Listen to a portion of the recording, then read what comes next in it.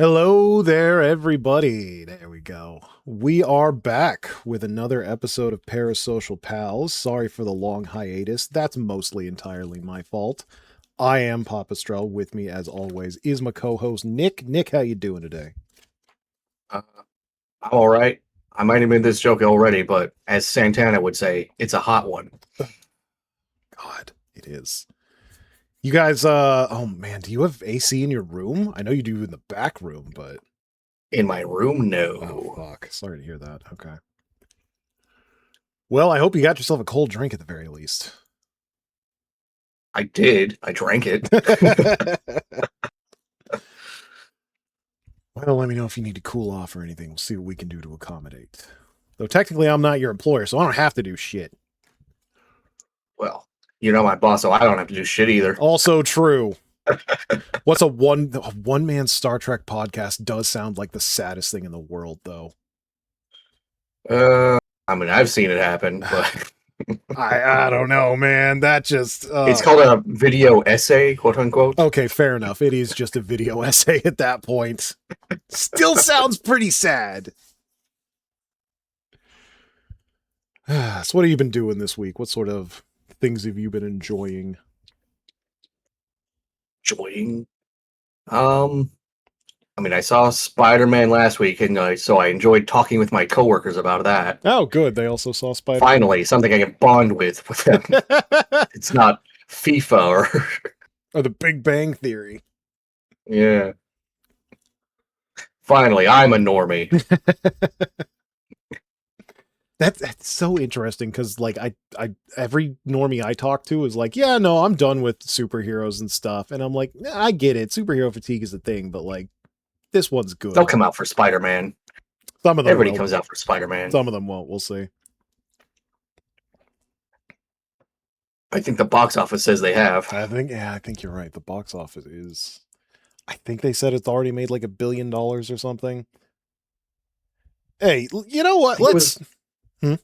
It was on track for $1 billion. Something like they that. always have those like pre-estimates or whatever. Yeah, and like, not that Hollywood's ever gonna notice me, a nichest of the niche Star Trek fucking podcaster, but this whole like, oh, pre-release the weekend money is insane. It's like, well, yeah, you started the weekend on Thursday. Like, you're cheating. That's why those numbers are like, I think we're a few years away from movies coming out on Wednesday just because they need another fucking day to make money. Can my weekend start on Thursday? Can we swing that? Are you French? Then no. Voulez-vous coucher avec moi? Ce soir? No. Omelette du fromage. Omelette du fromage. There we go. That's how you can spot a millennial. That's all you can say. That's all you can say. Is there a town of Omelette du fromage? I'm not Googling that. There's no way. There's a fucking French town called Omelette du fromage. Probably not. Yeah, hopefully not. But then again, there might be a fromage. There was almost certainly. There might be omelette. Maybe even an omelet. Yeah. You got your omelet in my fromage. You got your fromage in my omelet. Yeah, I also saw Spider-Man. We saw Spider-Man at the same time. I enjoyed it. We won't spoil anything. At the same time, in the same location, even. That's you might weird. Even say together. We don't want to encourage any shipping. So. Indeed. God forbid. God forbid anyone ship Eito Outsuki with another male. Oh, the humanity.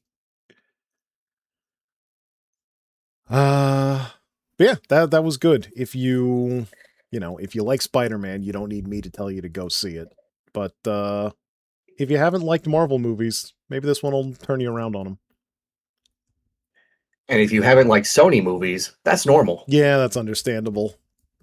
Certainly not thrilled about their video game progress these days. No, it'll be very funny if they refuse to print Spider-Man on Blu-ray. I doubt it. I mean, it'll be funny. honestly kind of surprised like they haven't done that, because so many like retailers, like Target doesn't carry physical movies anymore. I don't think Best Buy carries physical movies anymore. Like on the retail side, nobody wants to sell that shit, and yet they're still making it.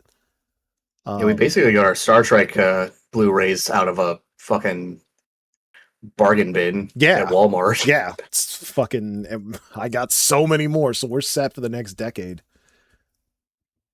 But yeah, it's crazy. Like, I understand that physical media is dying by its own hand, but like, that doesn't mean you fuckers have the right to accelerate that, dicks.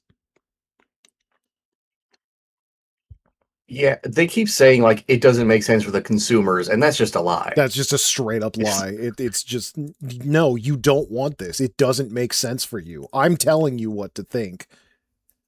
And I don't really care if you believe me, because I've got you by the balls, because Xbox fucking sucks and Nintendo's in its own little world. Mm-hmm. I mean, Nintendo did try it with the key cards, but at least they backed off on that a little bit. I mean, that's like, as much as key cards suck, you can sell them. You can give your friend a key card and they can put it in and it'll work. Like, other than not having the data on there, it functions just like a physical game. Yeah. Like, these codes fucking don't. In as far as like the preservation of the game, because you know, the preservation Nintendo aspect is completely shot.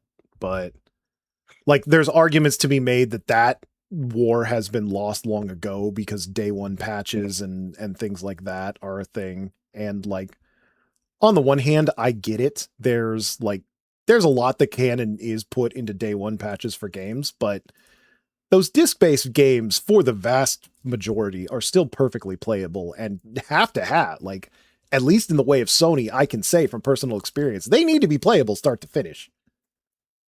Yeah.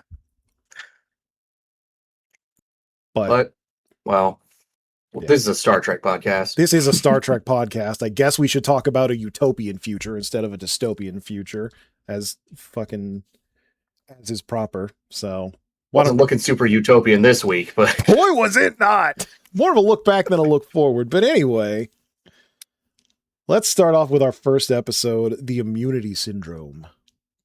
Yes. Let me pull up the Wikipedia page on the Immunity Syndrome. I think this is like our first episode with 0 guest stars. Yeah, you know what? I didn't think about it at the time, but now that you say it, this was full crew, minus Sulu, of course, which is a damn shame. Yeah. Check out no Sulu. We got a bit more of Lieutenant Kyle with a terrible haircut. Yeah, weird, like half-ass bowl cut. I don't know if I'd call it a better or worse bowl cut. Looked like he was trying to steal Chekhov's job. A little bit. I mean, who wouldn't? Chekhov, as being the bowl cut guy. Yeah. Chekhov gets to navigate and look at the fucking telescope sometimes. I'd be jealous. He didn't even make one Russian joke. I know, right? We're actually getting less of those, because I don't think he did in either of these episodes. No. He's just kind of there, these episodes. Yeah. So is Uhura. Yeah. It was mostly a Spock and McCoy episode, actually. Yeah, these 2 episodes actually have a lot more McCoy than I was expecting, which is nice. I like McCoy. Yeah. I think McCoy is my favorite Star Trek character. Yeah, I think I felt that way after I watched the full series, and then I was kind of disappointed by the reboot movies where they really downplay him, and they kind of give Uhura's role to him, or they give him Uhura. You know, they swap them in terms of importance. Ah, interesting. That's a shame. Isn't the guy from Hot Fuzz the one who plays McCoy in the reboot movie? No, it's Carl Urban. That's right, Carl Urban. You know, Scotty is an actual Scottish man now. Yeah. Like, when you say Carl Urban, I don't really see it, but looking at the poster that I have on screen and looking at McCoy, yeah, you know what? That is a Carl Urban of some degree. If you put a Judge Dredd helmet on DeForest Kelly, I can believe it. Oh, the dream casting we'll never have. Well, with the power of AI, anything is possible. Anything is possible. Incredibly shitty, but possible. All of your dumbest ideas can be made real by AI. There's no limit on how stupid you can be. Anyway, to get into the ultra short synopsis of the immunity syndrome, they encounter a space amoeba, and it's sapping their energy. I believe the space amoeba killed a ship full of Vulcans, and that affected Spock psychically. And yeah, it's mostly like an inner space episode, but like not good. It's entirely a bottle episode that just takes place on the ship, and it ends with them killing it, I guess, with antimatter. Yeah, some sort of antimatter contraption. They really don't get into the science of a lot of it, surprisingly. No, there have been better episodes of this type before. Yeah, almost exactly this type. But yeah, to sum it up, it's inner space again. Yeah. We go inside of an amoeba, but we don't really see inside the amoeba. Yeah, we see a fucking. You're described the inside of the amoeba. There's all this cool shit, man. If only you could see it. Yeah, I guess that's the long and short of it. Like you were saying, there were no guest stars to speak of. And the episode itself takes place almost entirely on the bridge. I think we go to the meeting room once, and that's kind of it. I guess Spock has a few minutes in the fucking. There's a little bit on the Galileo. Yeah, Spock has some time on the Galileo, but I guess we'll get to that. Yeah. So yeah, the episode starts off. We get green shirt Kirk. I feel like we haven't seen that in a while. Fucking big green open shirt. I'm wondering if that's a portent of bad episode. Yeah, I'm kind of wondering that. I don't know. Do you have the filming order nearby? I'm curious if this was filmed earlier, perhaps. Filming order. This is production code 48. And Private Little War was actually 45, so it was filmed before this. Interesting. Okay, so. But if that's the case, yeah. Huh. Yeah, I guess sometimes the green shirt was clean. That's what he wore. I'm guessing they filmed this one on a low budget at the end of the series where they're like, yeah, we got no budget for anything else. So yeah, like we need to fucking fill one more slot. What if there's a space we already spent guy? Our load on gorilla costumes. Do we have to make a space guy? No. Okay, film it. Hey, I got this like slide of an amoeba that my cousin made. You're hired. Here's $20. Yeah, so we're on the Enterprise. Kirk is Kirking it out. Spock is Spocking it out. I think the first thing he says is that they're like overdue for shore leave and everybody's already tired and exhausted. Yeah, everybody's super tired and ready for shore leave. I think they're heading to yet another pleasure planet. There seems to be a lot of those. It seems like their routes just go from pleasure planet to pleasure planet, and they're just hoping things happen along the way. If I know anything about the Navy, that's not far off.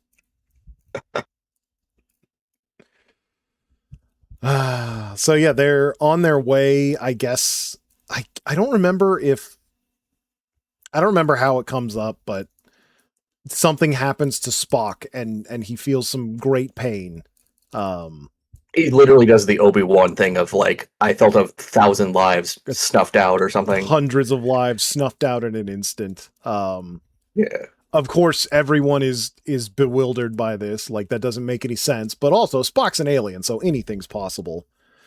Kirk kind of just rolls his eyes out and says, "Go to med bay." Yeah, he's like, "Fucking what? Go see the doctor. I don't have time for this shit. I want to get off this goddamn ship." Yeah, they don't believe him when he says like a bunch of Vulcans just died. Yeah, and then I think Starfleet contacts them and says like, "Hey, we lost contact with a solar system. Go check it out." I think they find like the dark pocket or something. Yeah. So yeah, they're like trying to contact this solar system and not getting any response. I think Chekhov does like a long range scan and he's like, "Yeah, no, there's nothing. It's empty. It's all empty. The whole solar system's gone." And there's our title drop basically. After it comes back, I think Spock is down in med bay. There's a bit of racism going on, as is usual with Spock and McCoy. Yeah, I think McCoy's like, there's no way you could have felt 400 people die over a distance, and Spock gives him the spiel about like, man, you guys understand the death of one person real easy, but a million? You don't give a shit. You guys don't give a shit if a bunch of people die, and yeah, fucking Vulcans are so cool and their history is so peaceful, and that's definitely true and not Cope at all. Yeah, no, you definitely didn't have a civil war over it. Yeah. Romulans, what are those? What the fuck? Never heard of them. Anyway, so yeah, they go to this now dead solar system on Starfleet's fucking request because they're always the closest ship because that's the show we're watching. And yeah, I forget if it happens before or after, but Kirk gives a speech about how like, no, we're not turning around just because it's dangerous. It's our job to go into this thing. I think it was after because I think it's right after they go in or something like that. But yeah, or maybe it's right before. But yeah, I know they find the black blob. And it like at first we thought that maybe we had the new effects on because our DVDs you can either watch the original version or like the upscaled 4K effects, which are fine but not necessary at all. It was a particularly good effect for the time, especially considering some of the other shit we'd seen. Just the little like floating black blob. It looked like something that I didn't think that was achievable back then, but I guess it was. Yeah, they managed to figure it out. I think before they enter it, they get like hit with a wave of energy that affects like a quarter of the crew or something. Everyone except Spock for some reason. Yeah, it made a really nasty noise that was unpleasant to us watching the show. Yeah, it was fantastically done. Diegetic, some might say. Because everyone on the crew acted like they heard a horrible noise, and we in real life heard a horrible noise. Except for Spock, he seemed unaffected. Yeah, which is weird because he is affected by the death of a bunch of people, but the pain of a bunch of people, whatever. Maybe there's something about maybe Vulcans. He was just pulling like a John Bernthal on Hot Ones and was like keeping it in, but yeah, it is something he would do. But yeah, the ship is affected. A bunch of people are afflicted with sadness and tiredness. The energy of the ship is lowered. Kirk very angrily asks everyone for answers they don't fucking have because nobody knows what this is. Yeah, he's asking Spock for like, what is this? And it's been like 10 minutes since they've encountered it. They literally just saw it. Spock is scanning it and he's like, yeah, the scans aren't giving me anything, Captain. I don't know what it is. And Kirk is so angry. It's fucking Scotty, where's my power? I don't know. It's gone. What do you mean it's gone? It's fucking gone. I don't know. I'm the engineer. I don't know fucking magic. Kirk is very sweaty and irritable in this episode. Yeah, which I mean, considering what the thing is supposed to do, that makes sense, but it's just like very out of character for him. He does a lot of out of character things in this episode because the episode wouldn't happen if he didn't. That is true. So I think this is the point where everyone realizes we don't know what's going on, but what's going on is bad, so we should get away from it. And Kirk is like, no, we came here to explore, and Starfleet doesn't pay us to be alive, so we're going into it. Almost his exact words. Yeah. I don't know if they figured it out at this point, but like the thing is like sapping both biological and like electrical energy from everything in its vicinity. Yeah, I don't know if they do now or right after they go in, but yeah, it seems to be sapping their energy, all of it, everything, like you were saying, both biological and mechanical. And yeah, Kirk is like, fuck it, we're a fucking science vessel. We're going to go into this thing that we're almost certain killed at least a whole ship of fucking Vulcans, if not this entire solar system, but whatever. Yeah, he's really just running headlong into danger, which is usually he avoids like suicidal moves. Seriously, like putting everyone on the ship at risk, which is even more hypocritical in a few minutes. But Starfleet said to do it, so I guess we got to do it.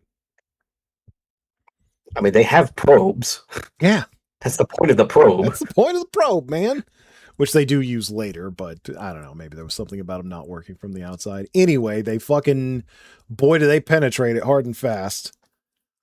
Um, yeah, there's something about a creeping paralysis. I know when they enter like the blackness and then like all the stars disappear, Kirk is again asking Spock what's going on, and Spock's like, I don't fucking know. None of this is known. This isn't scientific. Um and eventually just starts at like fucking okay, well if we don't know what it is, then run down the list of what it's not. Kirk's doing like the ChatGPT user thing of like, well, if you don't know, just give me an answer. Just fucking give me anything. I don't care. I just want somebody to tell me something.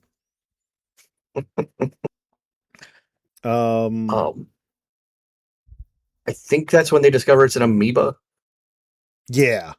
Uh okay, yeah. So I think I have it written in my notes. They go in and then I think they have that meeting where Mm-hmm. Kirk is asking everybody like what's going on, and they're like, we don't have any power. Sick bay's got a bunch of fucked up people. Nobody knows what's going on. And McCoy is like, hey, let's not die for this. And then Kirk immediately gets on the radio and is like, yo, we're dying for this. He tries to make like a JFK speech out of it too. He does. Like, we do it not because it's easy, but because it's hard. We do this and the other things, not because it is easy, but because fuck you guys, I didn't get my vacation.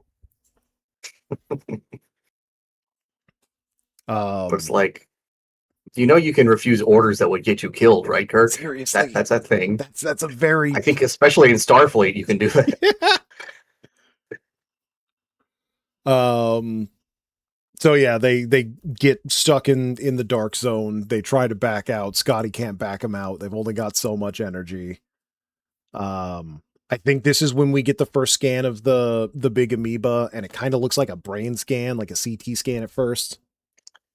Yeah, it's like flashing rainbow colors. Mhm. You compared it to Gigius from Yeah, Earthbound. from Earthbound. It looked like just like that, just a weird, like semi-pulsating mass of colors.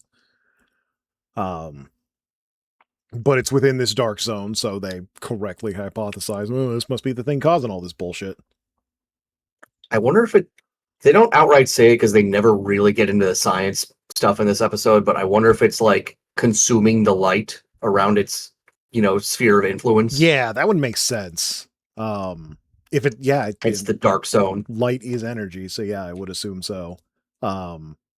They also talk about how massive it is. It's like thousands of miles long. Yeah, it's a big boy. Yeah, like I'm curious what the diameter of the planet Earth is. What's the size of Yokohama? About 8,000 miles. So I forget exactly how big this thing was, but I think it's bigger than Earth. I think I want to say it's like they said it was 12,000 miles or something. Yeah, I think so. And maybe they said kilometers, which would be much closer to the size of Earth. But anyway, it's about the size of a planet. Yeah, it's like a big old amoeba. Yeah, just a big old amoeba. So they decide that this must be what it is, what is causing it. They send some probes in and they get some information like, yeah, it's a giant single-celled organism. They don't know science. I think we noticed when they probed it, it like reacted with pain and like drained them a little more. Yeah. Yeah, so I think that was their indication that it is sapping their energy. They don't know how. Spoilers, they never learn how. That's not important. Yeah, we do get several good scenes of the crew throwing themselves around the bridge. Oh yeah, these motherfuckers go crazy. There's guys throwing themselves over the rails. They definitely were fucking the order on the set was probably just like make it look good, and some people really leaned into it. Spoilers for our tier list. I didn't like this episode, but that part was good. That was a good part. That was some serious acting by everyone involved. Yeah, the ship gets rocked multiple times. So they send in the probes, they get some information, but they don't get as much information as they like. So naturally, they come to the conclusion that they need to send in a manned probe. And this is the point where Kirk is like, I can't risk the life of one man.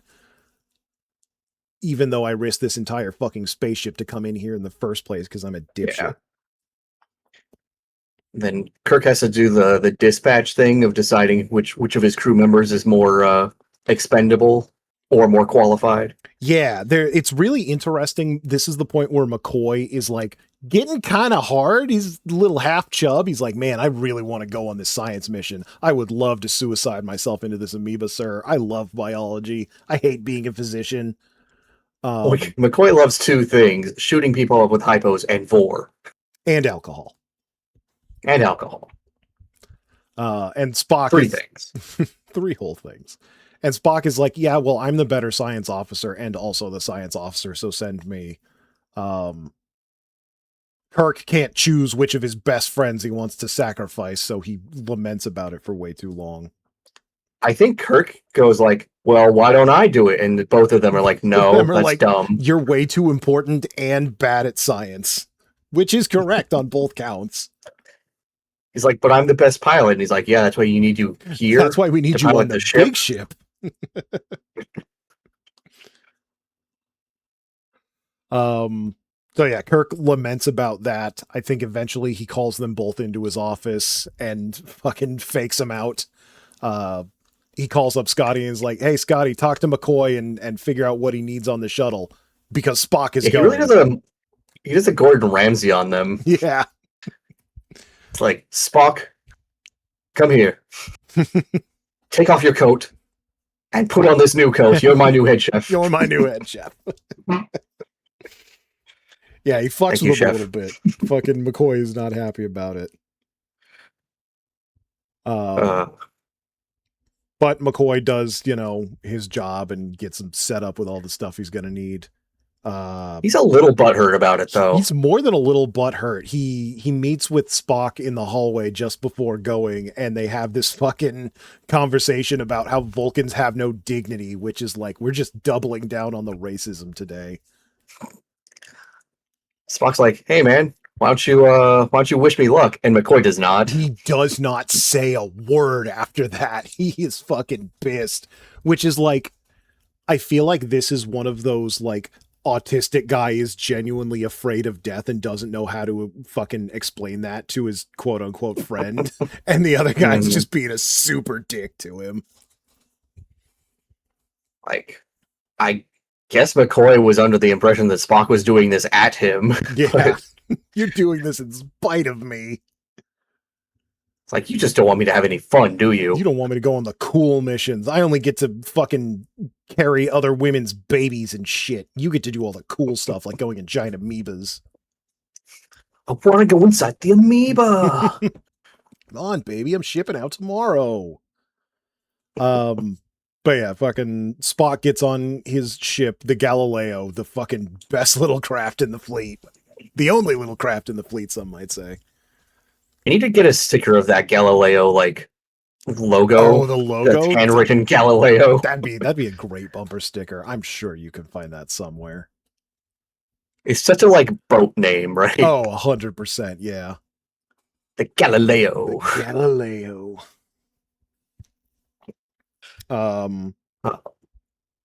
Real quick, Galileo, the man's last name being Galilei, sounds fake as fuck. Yeah, that is, like, that would be like if I was Nicholas Nikolai. Yeah, or if there's some jackass named like Adam Adams. It'd be stupid. Who would do that? Sure there is somewhere. There probably is, and I hate him. It's probably one of yours. God, I hope not. So yeah, fucking Spock gets on the Galileo. They launch it in. The area of penetration is sensitive, as Spock points out. Yeah, is this when they start talking about like antibodies and viruses and they're like getting all the biology wrong? This is the part where they're talking about antibodies and viruses. He's like, it's alive like a virus. Viruses are not technically alive. They're super not alive. They are not single-celled organisms. I don't think they're technically cellular. Well, I mean, I think technically they're just like a bundle of proteins that has somehow managed to worm its way into making cells reproduce them. Yeah, it's fucking truly is one of the most alien things in real life. Like viruses kind of shouldn't exist. Kind of a scary concept, very Lovecraftian. Yeah, I know, right? Fucking sometimes truth is stranger than fiction. But it seems like the Star Trek writers did not understand that concept They at the did not time. know or care for this episode. Because they're like, oh, this thing's like a big virus. Yeah. Let's make antibodies and kill it we from just the gotta inside. blow it up. Which is not how antibodies work. Yeah. It's not how white T cells work. Yeah. I think one of the things that Spock sees when he's in there is that the cell is getting ready to split to reproduce in the way a cell would. They talk about it like lining up its chromosomes, but you don't see any of that. You just got to take Spock's word for it. I think they do at one point say like, hey, why isn't it killing us as fast as it killed the last ship? And Spock's like, well, it's not as hungry. Yeah, it ate a whole ship / solar system. It's not as voracious. And if it's getting ready to reproduce, its other killing mechanisms are delayed or whatever. But yeah, that was a good point that I'm glad they at least brought up. So I forget exactly how they arrive at the point, but they're like, oh, well, if this is like an invert thing that steals energy, then maybe we can kill it with antimatter. That seems to be a common solution, is to just blow it up with antimatter. Turns out antimatter is great for a lot of things, from fueling starships to killing starships. So yeah, I think they just like get inside the thing, launch the bomb at it, and then drag Spock out. Yeah, so That's it. We didn't talk about it, but there was like a limit to the amount of energy that they have, and Kirk is constantly telling fucking Scotty to reroute the power and put it in the shields or put it in the thrusters. And they determine that they've got 7 minutes of thruster power left, so they shoot the bomb into it and give it a 7-minute timer. And then scoot out, and on their way out, they're like, oh, hey, Spock's there. I guess we can get him. And McCoy's kind of a little bitch about it. But they do manage to grab Spock so that he won't die yet. I think McCoy does, to his credit, say, shut up, Spock, we're rescuing you. Yeah, that's the very last thing I have as they're backing out. Spock is telling them not to waste energy on him and he'll happily die. Oh yeah, and the scene before this, everyone's writing their manifesto about how great everyone on the Enterprise is and how they all deserve the highest commendations after they assuredly die in this scenario. But yeah, they grab Spock and he's like, no, don't save me. And McCoy is like, shut up, Spock. And Spock is like, okay, Captain McCoy. That was a good line. Kirk just kind of smirks at that, I guess. He does. It's like, yeah, I would have done it anyway. Yeah, that was what I was doing. So yeah, they get out of the zone of darkness. The amoeba explodes, I guess. We don't see it, but the zone of darkness disappears. So they killed it. Yeah. And magically their power is back where it was. Yeah, that's the thing is like, you had almost all of your power sucked out. You're dead in the water. Oh no, we've got our power back now. It's fine. Magical space bullshit. And then they set course for another pleasure planet, and that's the episode. Yeah. I think I said to you, like, I feel like it would have been a more interesting episode if rather than being caught in like an aura of negative energy, if they had just been caught inside the amoeba from the start. Yeah. And we got more inner space nonsense from it. Yeah, if it had been like not necessarily a trap, but just more of a thing that they ran into instead of something they were told to go to. But I don't really know how much you could improve this episode because it's just a worse version of other episodes we've already seen. That's the thing. Like every improvement I try to make just turns this more into another episode they've already done. Hey, there's a giant mysterious thing in space that's killing us. Well, I guess we got to kill it. Like they don't think about the ethics. They don't think about where it's from. They don't think about what it's doing. They don't. do anything. They don't even get the science right. So Yeah, they fuck up what little science they do about it. So, yeah, not that great of an episode. Not much to say about it either. I Yeah, mean, that's like, it wasn't even like the alien thing wasn't even that interesting. It saps energy and that's it. Otherwise, it's just a giant cell. Like, it's not even a cool alien. like the Doomsday Machine is probably the better, Oh, version yeah. of this. Way better version of this. I can see why that one was nominated for a Hugo. Yeah. Yeah, and like this one, like we don't get any sort of backstory on it. We don't know where it come or where it went or Cotton Eye Joe. But again, as I was saying, I think this one was filmed kind of probably pretty late into the season, and they were out of budget. They just needed a script that would keep everyone on the ship I am curious with minimal effects. I am curious how many more episodes we have in season 2, because I assume we're getting close to the end. 2, there are 26 episodes. This is episode 18. Okay, so we've got about 8 more. Yeah. And even if this was filmed like 3 after another one, there was still a few. So yeah, I guess they were just running out of steam and needed something to happen for an hour.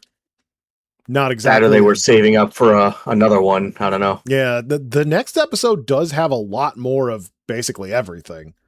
So yeah, of the 2, you can see where the money went. Right into the gorilla costumes. We are going to reuse this stark white gorilla costume. The cleaning for that must have been nightmarish. Yeah, it was pretty dirty out there in whatever campground was next to Vasquez Rocks. Yeah, seriously. I guess we should talk about that episode, huh? I guess A private little war. So, yeah, that was the end of the immunity syndrome. Again, not really sure what we were immunity or syndroming, but whatever. Doesn't matter. Bad episode. I think they were trying to allude to the Enterprise behaving like an immune system, but that's yeah, a good metaphor. I think you're correct, and I think you're correct that it is bad. Anyway, the following episode, A Private Little War. So A Private Little War. Our guest stars today, we actually have a few guest stars this time. Yeah, quite a few. Let's see. Listing them off as in Wikipedia's list. We have Nona, the witch woman. We have Tyree, Kirk's friend. Kirk's good buddy that he has so many of across the universe. Yeah, Kirk is a very affable guy.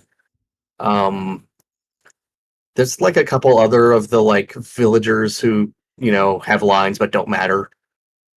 Like evil mustache villager 1. Yeah. Tyree's buddy. Tyree's henchman. There's Dr. Mbega. Oh yes, the doctor. Mbenga. And there's an evil Klingon. A bit he shows up like twice. There's good Klingons. Not yet, like there's good not. Samaritans. Can you believe it? A good Samaritan. Good Samaritan. And of course, the Mugatu. And the Mugatu, where the title of this episode gets its name. So I guess we'll get into this a little bit. I did not think it was the case, but you went and fact-checked me, and I was very wrong. Yes, the character from Zoolander is named after a creature from this episode. From this episode of Star Trek, Zoolander, the 2001 classic movie about male models starring Ben Stiller. That movie has probably aged so poorly. Oh, so of its era. Like, I don't think it's aged nearly as poorly as something like Anchorman, but I think it's up there. But anyway, to summarize this episode, it's a Vietnam War allegory. The Enterprise lands on a peaceful, unspoiled planet full of noble savages. Definitely noble, definitely savages that only have bows and arrows. I guess Kirk has been on before, and he made friends there, so he knows the culture pretty well. Kind of like that time that McCoy did the same thing on a different planet. Oh yeah. Wow, this really is just the same fucking episode. Kind of is.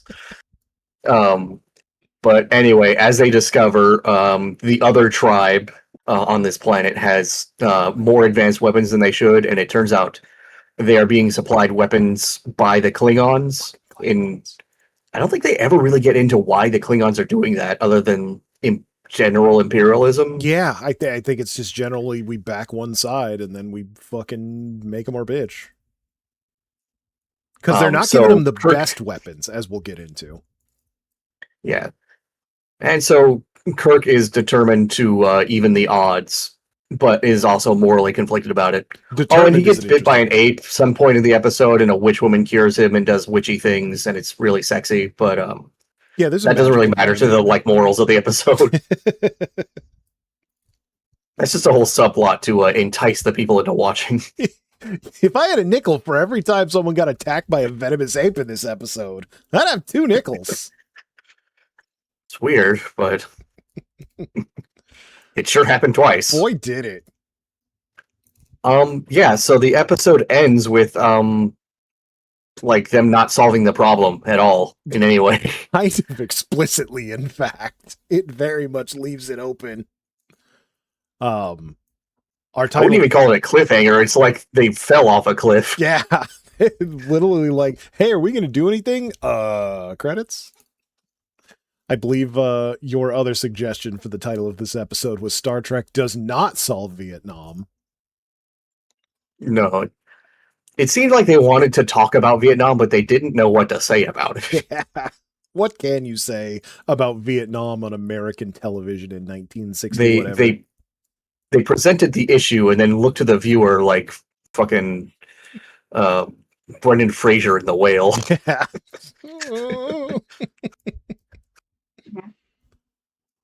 You guys got any ideas? We don't know what to do. Fuck, man. We're just a space show. You see those monkeys? We got those. I think at some point, Kirk in the episode literally just goes, well, what else can we do? What else? We have to do this. We got to do something. We have to give them weapons. We have the exact same weapons. They're not better weapons. That's what they want. We have to have a forever war. We have to have a forever war. And we definitely didn't talk about that in a previous episode and how Kirk doesn't want a forever war. But anyway. Yeah, well, there's no godlike aliens to solve this problem, I guess. Oh, where's a fucking Apollo when you really need him? Anyway, let's get into your notes, I guess. Yeah, so the episode starts off, we are not on the Enterprise. We are, in fact, on a planet that looks an awful lot like Vasquez Rocks. As it always does. The only Enterprise shots we get are on the med bay with Spock, right? Yeah, with Spock and his... Oh, yeah, so... we'll get to that. Yeah, the B-plot of Spock gets hurt. Spock gets hurt very early, and it lasts the whole episode. Because I think literally those scenes are just in it because, you know, when Spock's not on screen, people ask, where's Spock? People are like, where the fuck is my favorite autist Spock? You have to have a reason for him to not be there because the people want Spock. God forbid. And this is a McCoy episode. So yeah, they're doing science on this planet. McCoy is being a botanist because he will do literally anything but his own fucking job.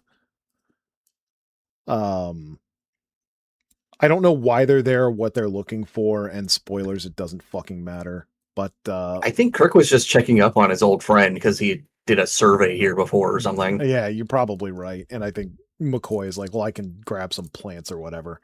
Kirk is describing the planet and how it's got some human-like people that are definitely not just humans in wigs. And they're very primitive. They've only got bows and arrows. They don't mention the Prime Directive in this episode by name, I believe, but they do mention non-interference multiple times. I think Kirk also makes point to say that the planet is entirely peaceful and the people only use their weapons for hunting. Yeah, I think you're right. Almost immediately after those words leave his lips, we see a bunch of very peaceful looking Jedi with flintlock rifles. Setting up to shoot some very peaceful looking, not Jedi, kind of Native The most American. Nordic people you've ever seen dressed like Native Americans. Yeah, that's for sure. Walking up a hill with bows and arrows. Everyone is very confused and very, unsure of what the fuck is going on. Kirk decides non-interference is for pussies and throws a rock at the guys with guns so that they misfire. And then naturally, when you alert people with guns to your presence, you have to run away because they're going to shoot you. Which is funny because these are flintlocks, and you would be able to run away. You would super be able to run away. They only get the one shot. Unfortunately, one of them is a fucking crack shot, and I believe aims at Kirk, and Spock basically like grabs him. Spock pulls a Spider-Man. He does. Spoilers. Yeah. Spock pulls a Spider-Man and gets shot like square in the back. You can tell Spock. Yeah, you see it through the front too. Yeah, you can tell Spock got a was little green shot, stain. not because there's a bullet hole anywhere on his expensive shirt, but because there's green stains of blood on it.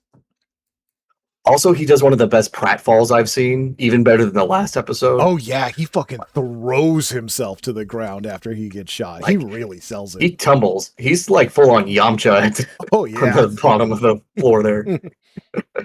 He's just writhing in pain, and in Spock fashion is like, no, leave me behind. I'll just die here.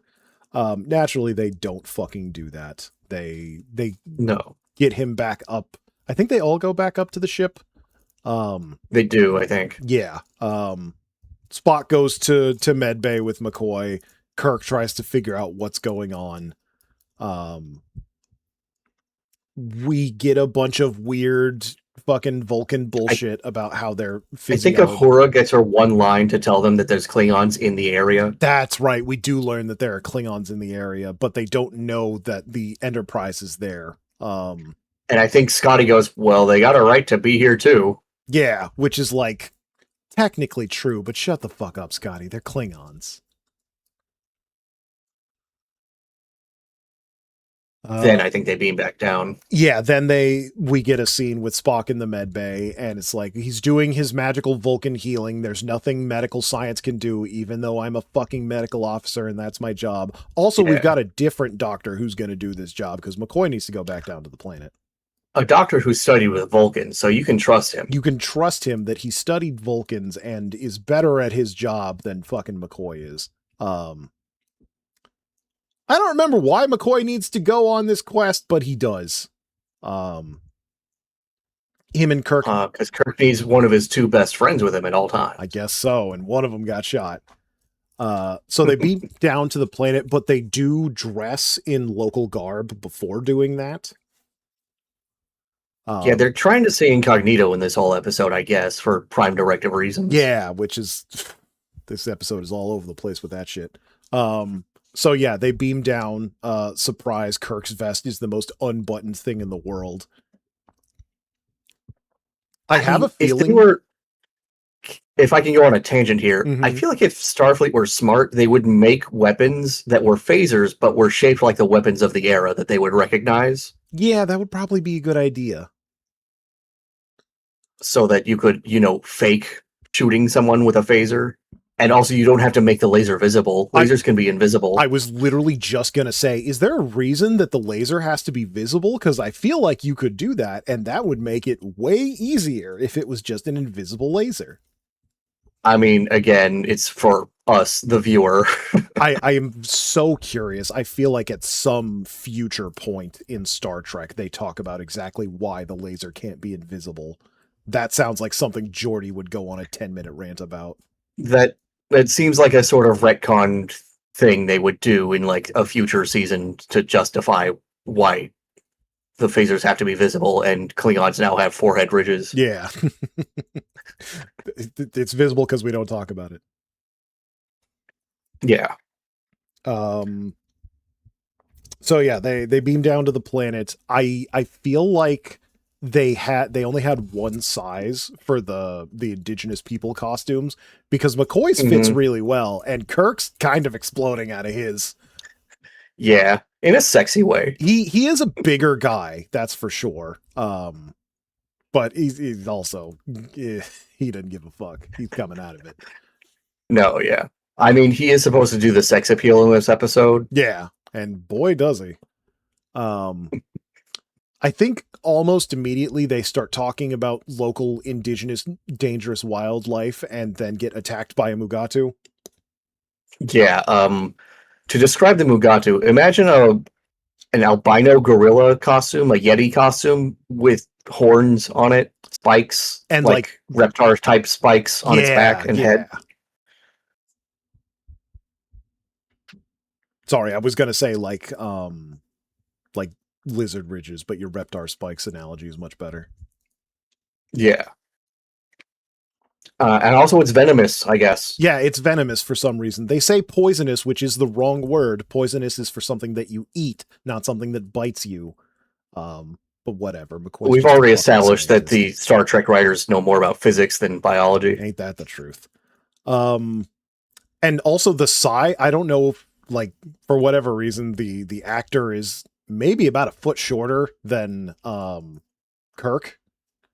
Mm-hmm. So it's not like a giant Yeti. It's more of a small Yeti, but it is venomous. It does attack and bite the shit out of Kirk's neck in a way where you think he'd just die of blood loss.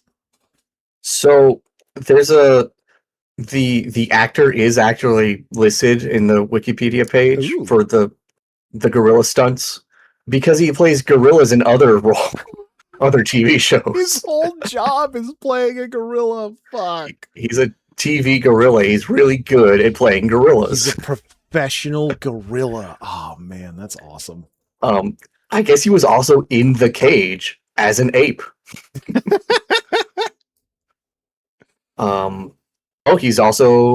He designed the Horta in Devil in the Dark. Oh shit. And yeah, I guess he made the costume for this one too. Oh wow, he made the costume too? Damn, that's crazy. Yeah. It's a good looking costume too. Like it is actually some shitty costumes on this show, and this ain't one of them.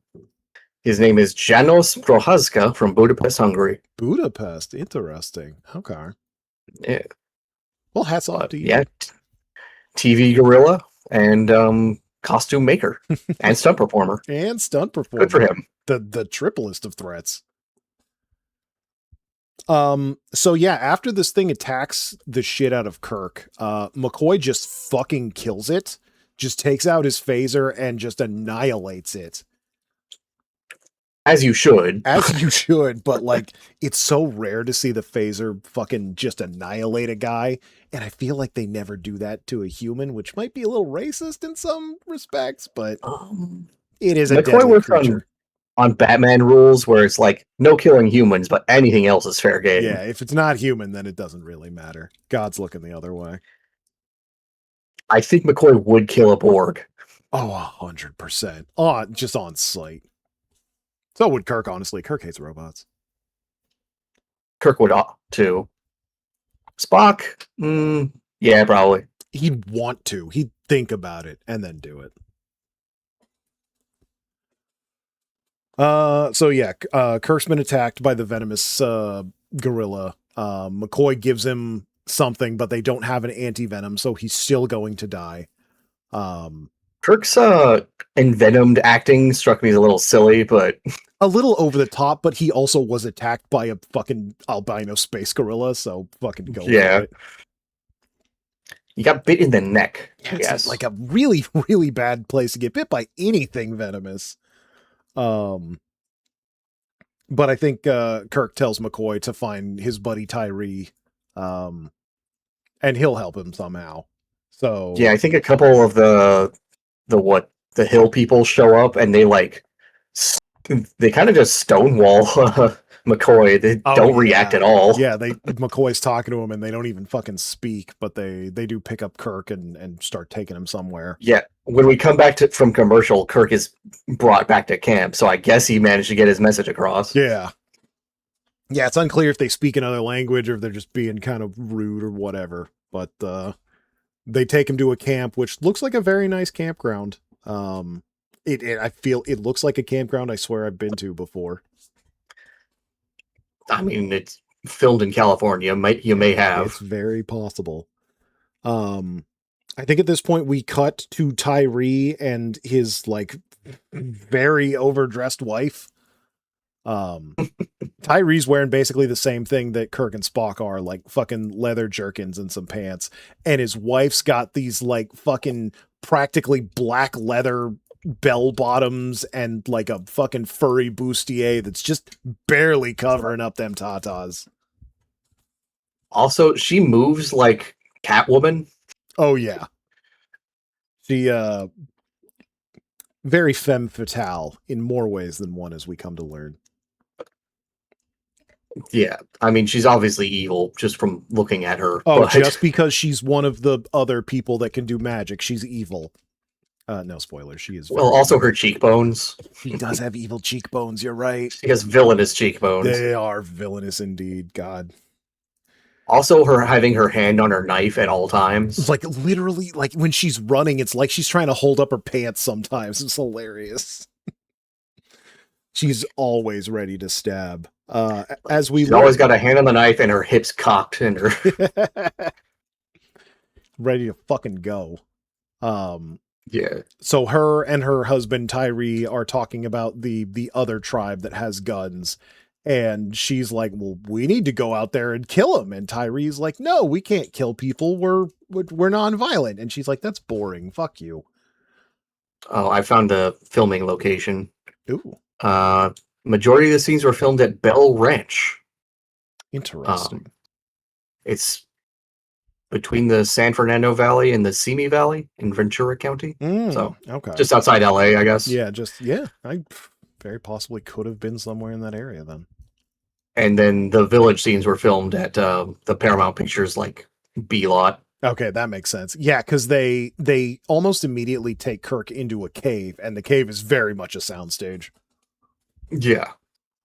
They got the paper mache walls up. Yeah. But the rest of the village was filmed on location, which makes sense. It looked nice. So yeah, Tyree and his wife, what was her name? Nona? Nona. Yeah. Italian for grandma. Weird name. Draga Nona. Yeah. They're fighting about whether or not they should kill their fellow man. And then Nona whips out some weird catnip and starts rubbing it on Tyree. And he's just like, yeah, no, let's do whatever you want, babe. I love you. Yeah. He's really, like, he even says, like, yeah, we're married because you cast a spell on me. And he's totally fine with that. Super cool with that. He'll do whatever.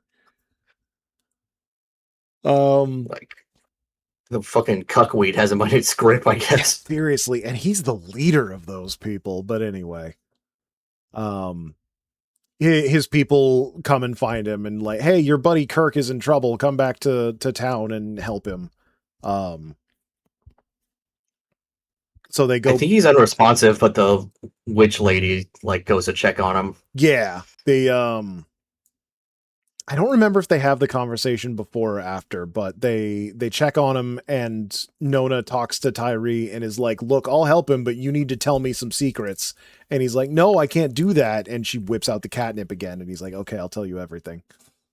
I think just before that, she catches McCoy heating up rocks with his phaser. Yeah. But she does not make her presence known. Yeah, I think you're right. She does go in to check. So she gets interested in the outsiders from outer space and their weapons, and she's like, Tyree, you gotta tell me. Yeah, you gotta tell me. Is this a spaceman? Is this a sorcerer from outside of our galaxy? Mm-hmm. Another woman wanting to fucking follow Kirk into the stars. And Tyree, to his credit, is like, yo, that's my brother. I can't reveal his secrets. And she's like, well, I'm his sister. So reveal. I'm your wife. So I'm his sister. So do it. And Tyree, kind of the epitome of fucking non-violence and non-fighting. There's a better word for that. But yeah, he caves off screen. Yeah, pacifism. He caves off screen. They go back in, and she says that she can remove the venom because she's from the magic people whose name I forget, but I assume they have dark hair. She does a very sexual ritual in which one of her hands is not seen. Yeah, and one of her hands is sliced open because that's the best way to get blood, according to movies and television, is to just slice open your palm. It will always bug me when the first thing they go to draw blood is the palm of the hand. Yeah. Like, there's Yeah, you're probably going to get a lot of blood out of that, but like that's going to fuck you up. You're not going to be able to hold things for like a week, Yeah. if that.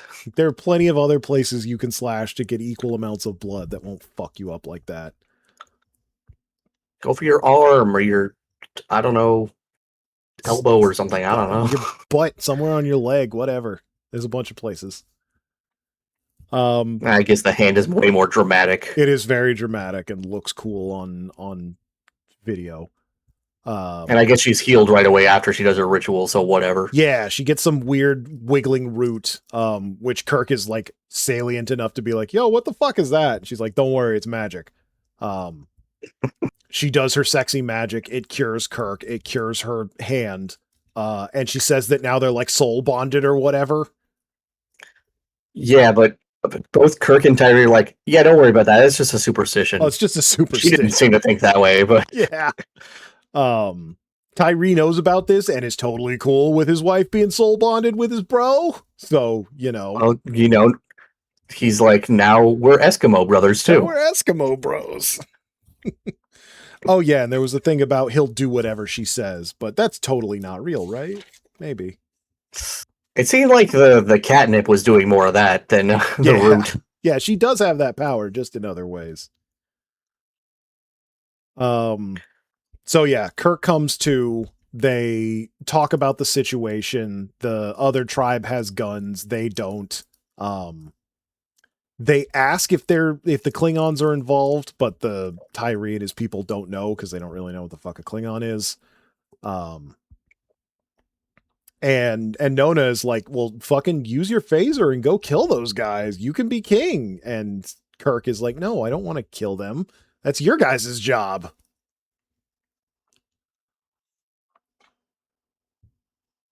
Yeah, they don't really explain like where she comes from because she's obviously separate from both of the main tribes. Yeah.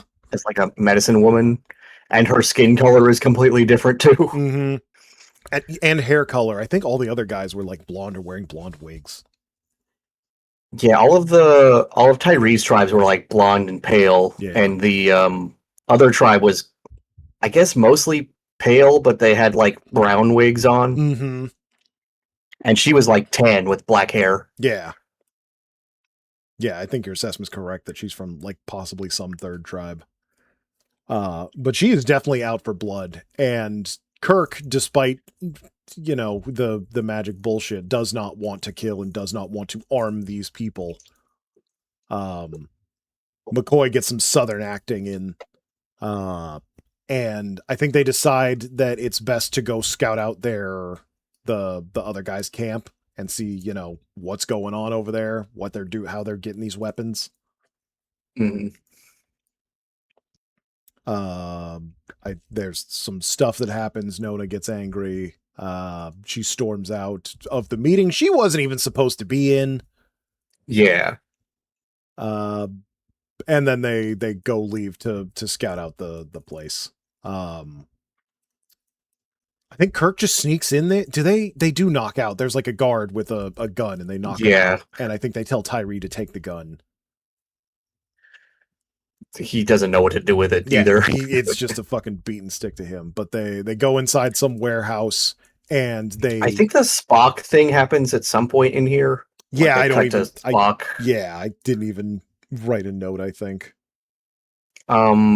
Basically, that entire plot is that Spock needs to heal himself, and Nurse Chapel is like being a little flirty with him while he's sick because that's her thing. Oh yeah, that's right. She was like holding his hand.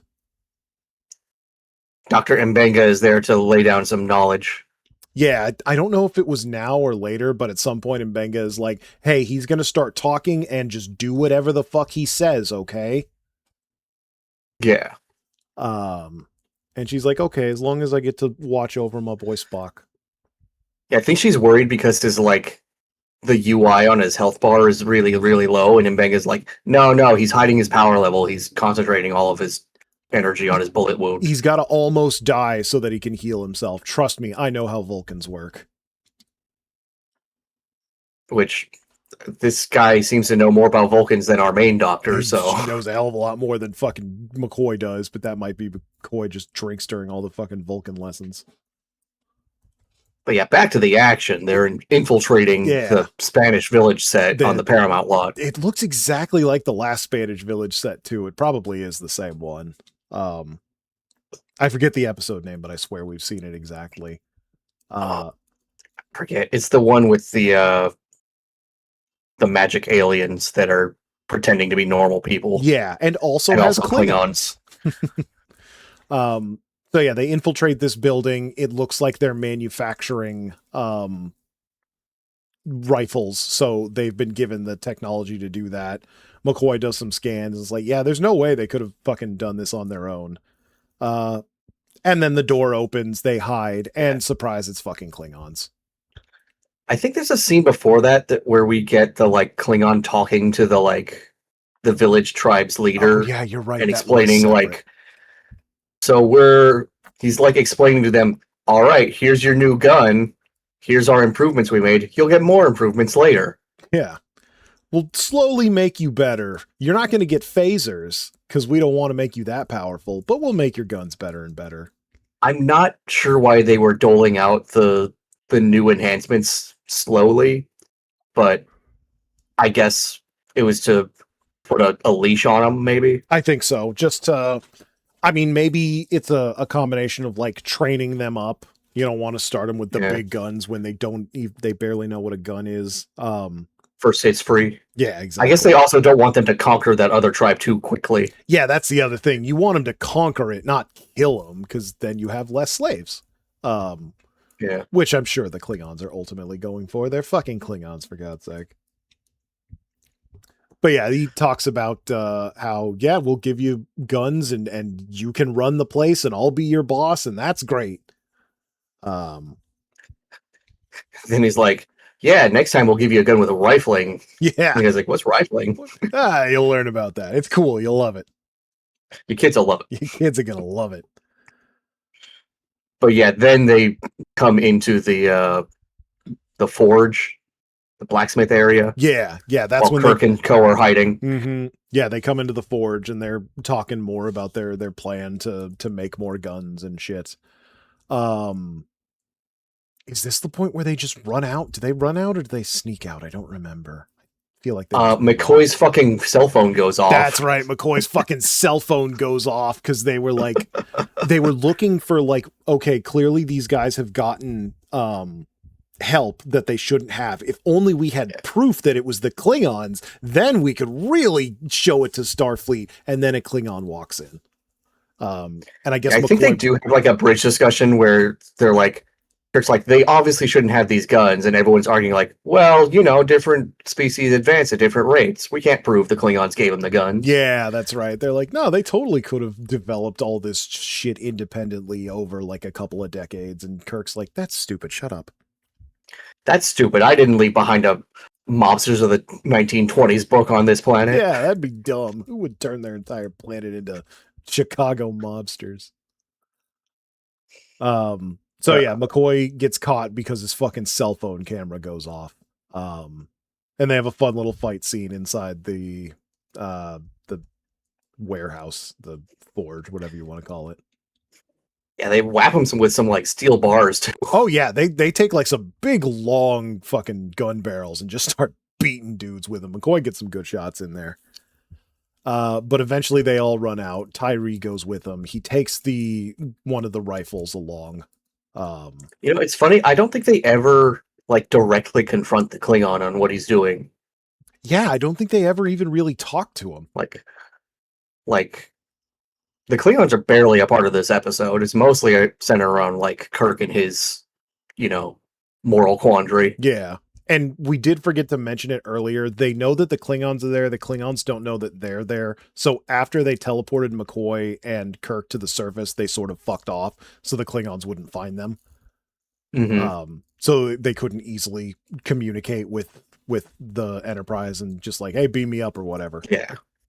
Yeah, that's why they couldn't just beam Kirk back up to the med bay after being bitten by the Mugatu poisoning. Yeah, exactly.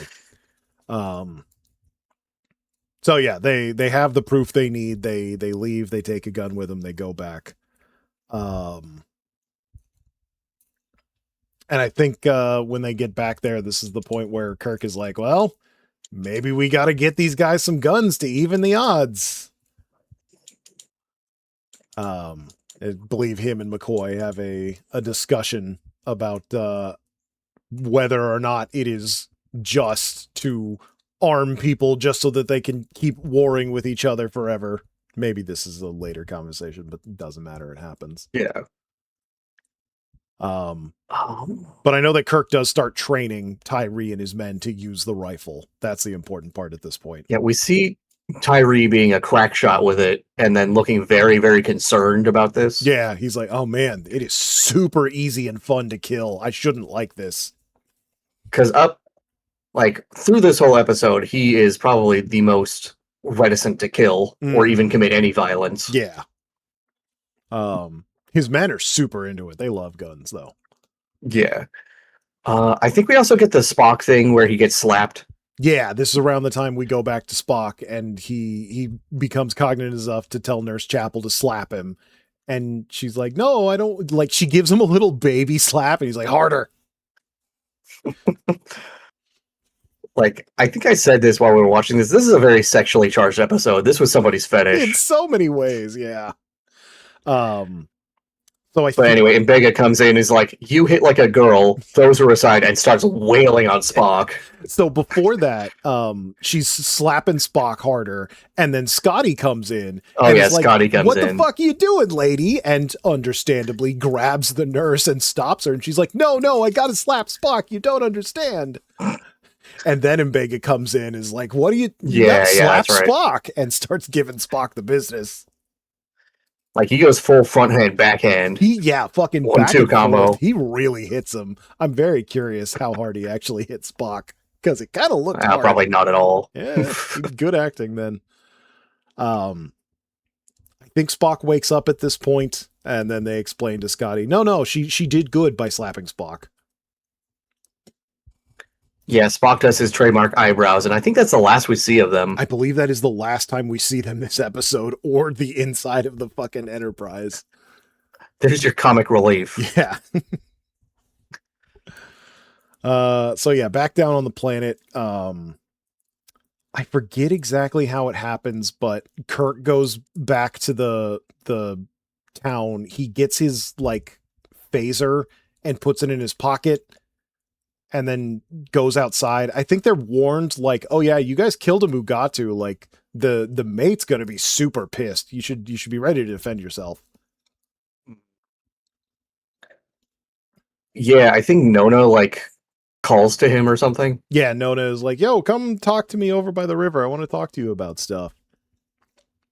And then she tries to seduce him. Yeah, because, we need to have something sexy that happened this episode that isn't Spock getting slapped. We need to have something sexy happen to Kirk this episode. Something else sexy. So yeah, she tries to seduce him. He, despite the magic supposedly, is fending her off. And then they get attacked by a Mugatu. He does kiss her. He does make out with her pretty hard. Oh, also Tyree shows up and cocks his cut gun at them and then throws it away in disgust. He's ready to fucking shoot Kirk in the back. Understandably, he's making out with his wife. And then just throws the gun down and walks away. He goes back to the village and everyone's like, yo, where's the one gun? He's like, oh, I left it back there. And they're like, well, go fucking get it then. It's the only one we have.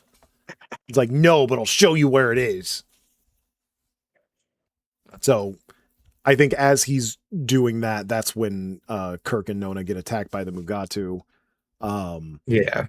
They both get attacked. Kirk manages to kill the Mugatu with his fucking phaser. He's attacked. He's rolling around on the floor too. Oh yeah, they have a whole ass fight scene in that fucking what had to be a hot ass suit. Yeah, and Kirk is really lazily trying to fight it off. Yeah. He doesn't want he knows it took a lot of work to make. He doesn't want to fucking break it. I guess she used the catnip on him, so he's out of it. But... Oh yeah, I forgot she did try to catnip him a little bit. But yeah, eventually he wins the fight. He's not bit. I think he uses the phaser on her. He does. He uses the phaser to disintegrate the Mugatu. Yeah, on the Mugatu.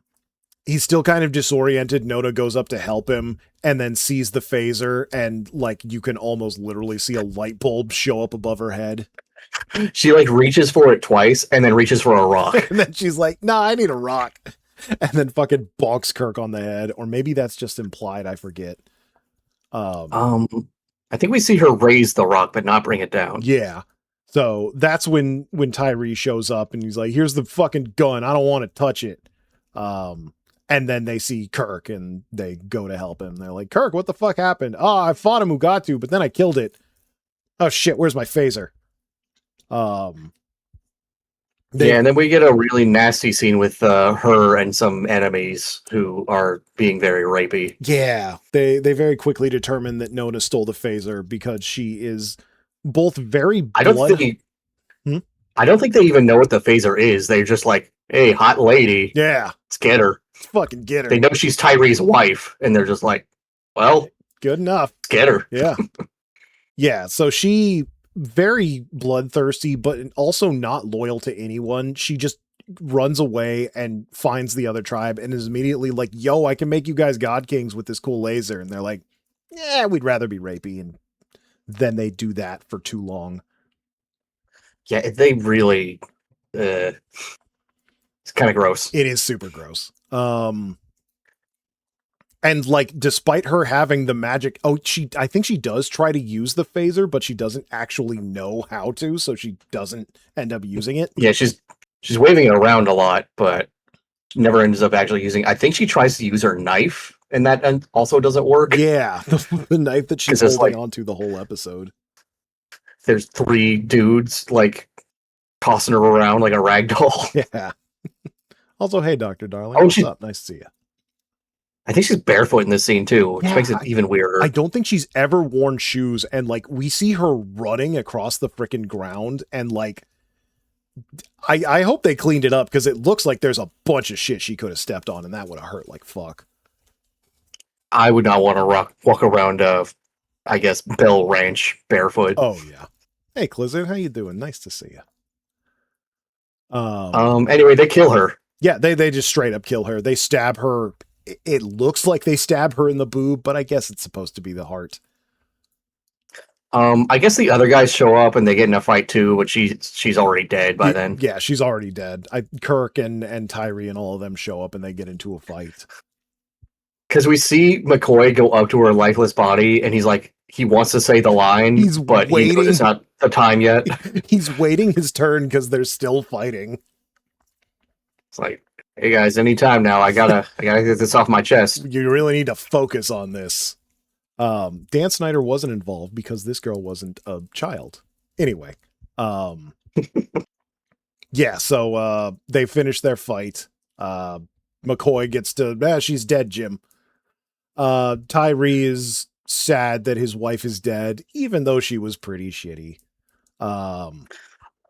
He's more than sad. He swears eternal vengeance on the other tribe. That's right. He does a full 180. He's like, nah, I want to be a killer now. You're right. He like tells his scouts, like, go find the 2 who ran. We're gonna kill them. We're gonna fucking kill them. And Kirk doesn't say anything because he's like, well, this leads him to where I needed them to be to maintain the balance of power on this planet. I did want them to fight. Yeah, they did have a long fucking conversation about how the balance should be preserved, even if it means more killing. But killing is bad, but letting people kill without repercussions is also bad. This is honestly a case for why the Prime Directive is dumb. Like, yeah. As the Enterprise, you can just force them to stop fighting. Yeah, you could just make it happen. Like exactly how you did in the fucking mobster episode. Yeah, in the you could just use the space fucking brown note gun to make them stop. But yeah, no, it's a Vietnam metaphor, so there's nothing we can do. We just have to keep supplying weapons to the whatever side we support. Yeah. So I think they do end up transporting back up to the Enterprise, and Kirk is talking to Scotty and he's like, give me 100 flintlock rifles. And Scotty's like, what? Oh, maybe they radio in from the ground. Either way, he's like, give me 100 flintlock rifles, and Scotty's like, what did you just say, Captain? Kirk is like, never mind. Like, give me serpents for the Garden of Eden. Give me serpents for the Garden of Eden. That's our fucking closing line. Again, a very noble, savage view of what's going on here. Yeah. That's right. They do radio in from the ground. Spock responds, so they're like, "Oh yeah, Spock, you're okay? Obviously, I'm fucking talking to you." I think McCoy's like, "Oh yeah, I guess you can't kill a computer." I guess you can't kill a computer, which is a lie. You can, and your boss has done it multiple times. Mm. But yeah, then he orders the guns and then unorders the guns and never really takes a stance on this whole Vietnam deal. And then the episode literally ends. That's it. That's the last thing. Yeah, they do not solve the problem. They don't. They just made everything worse. Yeah. Kirk says maybe he'll help one side, but never actually comes to a decision, and we'll never know. I'm sure this question has been asked at TrekCon, and I'm sure very uninteresting answers have been given. Yeah. Kind of a dour ending. It really is. It's like fucking dude's wife is dead, swears eternal vengeance, needs those guns to do it, or he's going to die. And that's it. Maybe he gets them, maybe he doesn't. Who knows? And like, it's not like it's Kirk's fault. It's not like it is his job to supply these people with weapons. But also, you probably should. I mean, like I said, it's set up as a Vietnam metaphor, and I don't think Roddenberry was really prepared to be that critical of the U.S. government. Yeah. And their handling of it. Because, Mm-hmm. like, Kirk literally just outright says, what else can we do? We have to. There's no other way. We have to supply them weapons. Yeah. And, like, if that were true, if there was no other way, yeah, I can see the line where that you have to supply them weapons because otherwise they're just going to die. Like, people are going to die I feel like way. The point of Star Trek is always to say, but there's a better way. Yeah, that's the thing. Is like, and this episode fell short of that. Yeah, like this even if it's a completely fictional better way that is not possible with current technology, we should at least present the optimistic future of, yeah, there will be a better way eventually. Yeah, if the thesis of this show is the fucking bright future that is, we should at least come up with a solution, however unrealistic it may be. So, to that end, the episode is a failure. But in other aspects, I liked it. Yeah. Much more interesting than the previous episode. Way more interesting. Holy shit, I was practically falling asleep at fucking Immunity Syndrome. Yeah. But yeah, and this one had a sexy lady in a gorilla costume. Oh, and 2 gorillas. Crazy amount of gorillas and women. Yeah, I guess with that we should get to the ranking. Yeah. God, this list keeps getting bigger and bigger.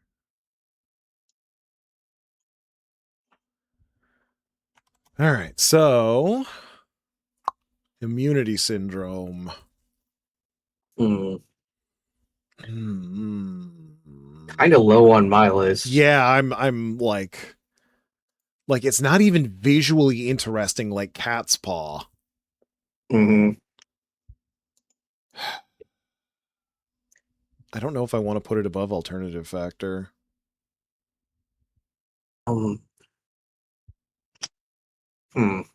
Definitely above Miri. Everything's above Miri. Everything's above Miri.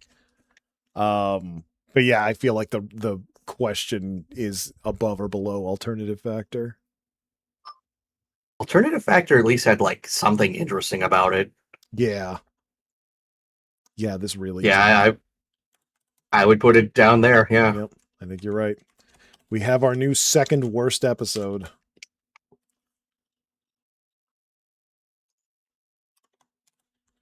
And then A Private Little War. Ooh. This one's harder to place because it has a lot I like and a lot I don't. Yeah, it's very high highs and low lows. Like, the rapey bits were very unnecessary. Yeah.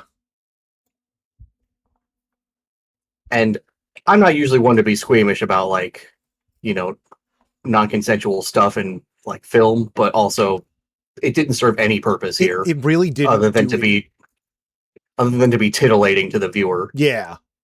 And then she dies anyway. Yeah. Maybe you could argue that it was just to show just how bad the other side is and how much they deserve to die. Yeah, well, my thinking is that they just wanted to sexually harass a woman on screen. Yeah. You're probably because they got the correct. hottest lady they could find. Yeah. Because that's really all she did in this episode was be a sexy minx. She was literally just the femme fatale start to finish. Never really had any quandaries. Just fucking, I will kill and be with whoever's strongest. Honestly, outside of her trying to push Tyree to be more violent, I think the episode would have been better off without her in it. Yeah, it would have had fucking more moral quandary, that's for sure. Yeah. Like, she kind of makes things happen the whole way through. That is true. She does kind of drive things forward. But, let's rank it. Yeah. Where would I put this?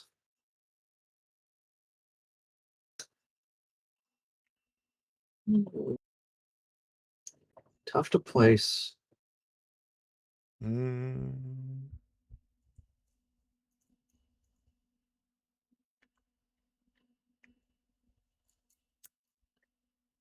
say maybe around.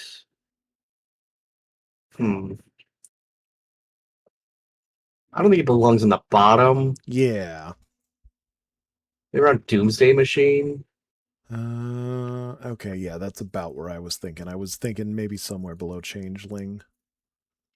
Yeah.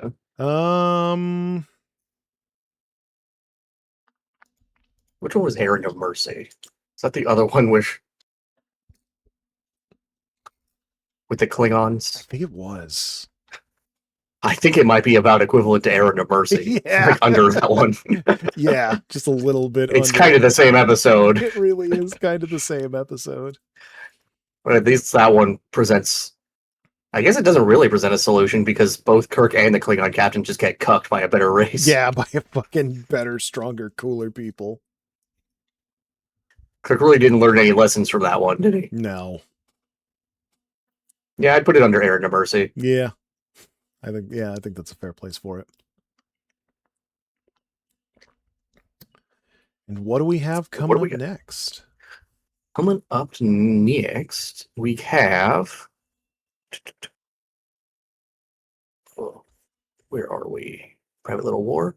Return to Tomorrow. Ooh. Which, let me see if I know that one.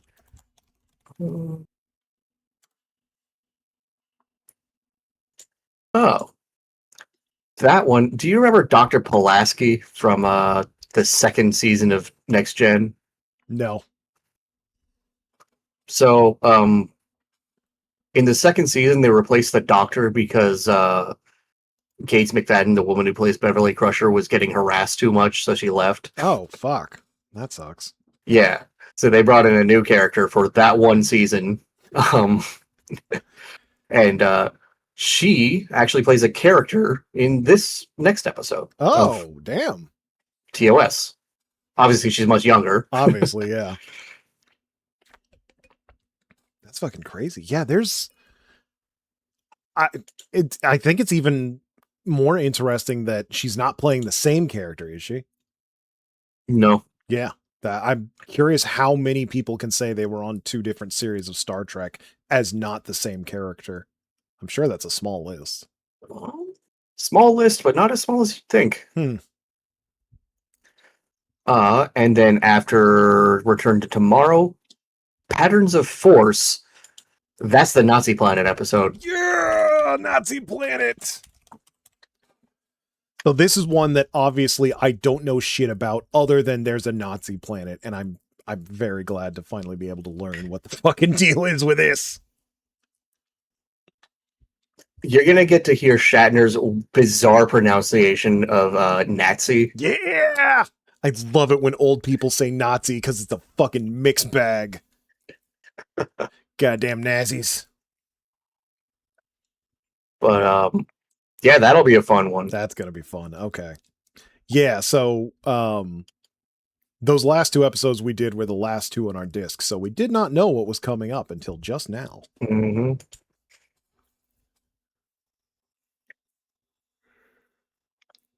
All right. Well, that I'm really looking forward to that. This is going to be a fun next week.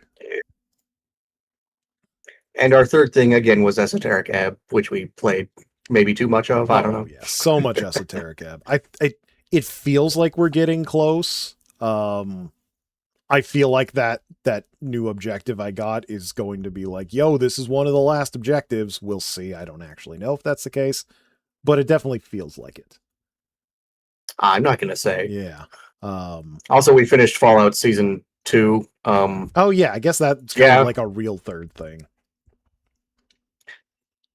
Overall, it's okay. It's perfectly fine. Would you say it's better than Season 1? Honestly, I feel like Season 1 was maybe more of a complete story on its own. Yeah, like Season 2 definitely had more things that people wanted to see. I wanted to see Death Claws. I wanted to see... Yeah, it was definitely more fan service, I suppose. Yeah. But as a cohesive narrative, it definitely was lacking. Also, the running thing of the Brotherhood being the fucking Exicles. Yeah, that was pretty funny.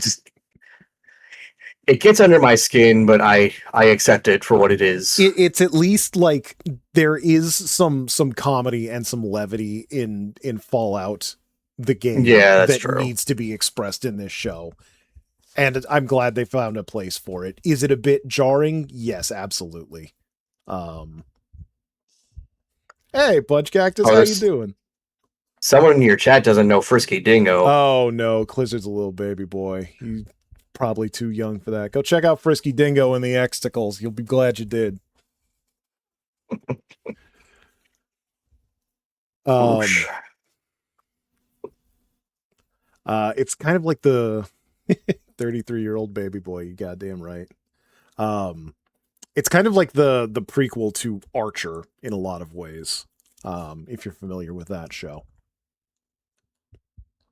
I believe it's the prequel to Archer and the sequel to Sea Lab 2021. Yeah, exactly. But yeah, yes, welcome to You Are Doom frame Punch Cactus. My framed annihilatrix. But yeah, it overall definitely enjoyed it.